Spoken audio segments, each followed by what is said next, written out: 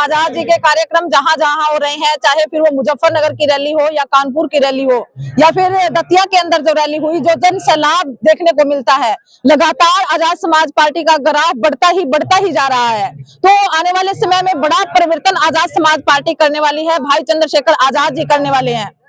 तो जैसा कि आज पहले कभी महिलाएं भी नहीं आती, तो आज तो महिलाएं भी बहुत ज्यादा आई हैं। देखिए, महिलाओं के ऊपर बहुत बड़ी जिम्मेवारियां रहती है, चाहे फिर वो घर की कहें या समाज की जो व्यवस्था चल रही है कि महिलाओं को किसी कार्यक्रम में लेकर नहीं चलना है। और चंद्रशेखर आजाद जी की रैली को लेकर विशेषकर ये डर भी रहता है, क्योंकि सुरक्षा जो मुहैया करवाई जाती है वो नाम मात्र ही होती है।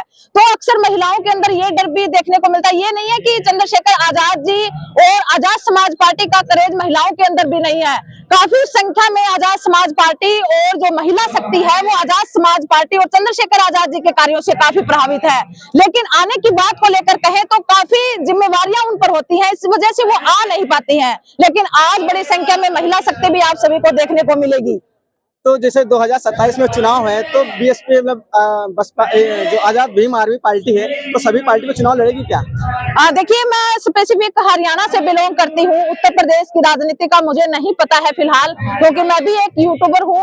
तो यहाँ पर जो बड़े बड़े पदाधिकारी पहुंचे हैं, हम उनसे वार्तालाप करेंगे, उनसे जानने की कोशिश करेंगे कि उत्तर प्रदेश के कितने सीटों पर आजाद समाज पार्टी चुनाव लड़ेगी या पंचायती चुनाव कितने सीटों पर लड़ेगी। हालांकि अभी तक जो अपडेट आ रही है वो यही आ रही है कि 2027 के अंदर आजाद समाज पार्टी उत्तर प्रदेश के अंदर हर एक सीट पर चुनाव लड़ने जा रही है। ऐसा बहुत देश में हो रहा है कि मतलब आजकल जो पुलिस को ये लोग नहीं याद करते हैं और भीम आर्मी को याद करते हैं, तो इस पे आप क्या कहना चाहेंगे? ऐसा इसलिए क्योंकि मैं एक पत्रकार होने के साथ साथ एक सोशल एक्टिविस्ट भी हूँ। हम अपने एरिया में SC ST और जो महिलाओं के साथ अत्याचार के जो केस होते हैं वो भी देखते हैं। तो उनमें क्या होता है कि हमें FIR दर्ज करवाने को लेकर भी सड़कों पर धरने करने पड़ते हैं, और FIR जो पीड़ित परिवार है उसको डरा धमकाकर भगा दिया जाता है, चाहे फिर वो थाना हो या कोर्ट हो, कहीं पर भी हो, उनको दबाने का प्रयास किया जाता है।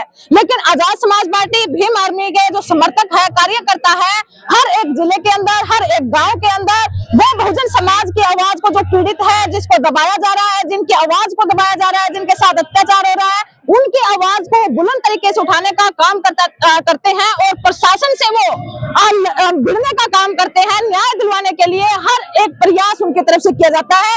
इसलिए पुलिस प्रशासन के से ज्यादा, कहीं ज्यादा जो आजाद समाज पार्टी और भीम आर्मी के कार्यकर्ता या समर्थक है उनके ऊपर वो विश्वास करते हैं, क्योंकि वो उनको न्याय दिलवाने के लिए संघर्ष करते हैं। जैसा कि लोग आजकल संविधान पे भी बहुत ज्यादा उछाल रहे हैं, तो जैसे अभी एक लोगों ने टिप्पणी की थी कि संविधान बाबा साहब ने नहीं लिखा, BR राव ने लिखा है, तो उसके लिए आप क्या कहना चाहेंगे? देखिए, ये तो समय समय पर मैं तो यही कहना चाहूंगी कि जो हम जिस मूवमेंट को खड़ा कर रहे हैं या आजाद समाज पार्टी जो चल रही है, जो युवा नेता जो काम कर रहे हैं, उनको केवल गुमराह करने के लिए उनके कहने से क्या होता है, वो तो पता नहीं क्या क्या कहते हैं। वो तो जो बाबा साहब से नफरत करते हैं वो भारतीय संविधान से भी नफरत करते हैं। कुछ दिन पहले संविधान के प्रति वो घृणा भी रखते थे। अगर BN राव ने लिखा संविधान, मैं आपके चैनल के मार्फत भी ये पूछना चाहूंगी, अगर BN राव ने लिखा संविधान तो फिर वो भारतीय संविधान से नफरत क्यों करते हैं? ये बड़ा क्वेश्चन है। अगर आप BN राव के द्वारा लिखित संविधान बता रहे हो तो फिर भारतीय संविधान के प्रति आपको जलन भी नहीं होनी चाहिए। लेकिन संविधान को हर जगह, संविधान के इन लोगों में जो जहर घूरा हुआ है इनके माइंड में, वो संविधान की प्रतियां भी जलाते हैं, वो बाबा साहब के प्रति भी नफरत करते हैं और भारतीय संविधान के प्रति भी नफरत करते हैं। लेकिन भारतीय संविधान हमारे परम पूज्य बाबा साहब डॉक्टर भीमराव अंबेडकर जी के द्वारा लिखा गया है। किसी की मजाल नहीं है कि उसका श्रेय वो किसी और को दे दे। जैसा कि लोग ये भी करते हैं कि भीम आर्मी में लोगों के ऊपर केस दर्ज हो जाते हैं और युवा लोग ज्यादा जुड़ते हैं, तो क्या बुजुर्ग आ रहे हैं कि नहीं? देखिए, आज भारी संख्या में हर एक उम्र का व्यक्ति आप सभी को देखने को मिलेगा। आप यहाँ पर भी देखिए बुजुर्ग हैं जो बोलते हैं कि युवा है। देखिए, उम्रदराज लोग हैं काफी, और युवा भी किसी मूवमेंट को खड़ा करने के लिए युवा सबसे बड़ी ताकत होती है, और वो युवा आजाद समाज पार्टी के साथ है। और युवा ही नहीं, महिला शक्ति।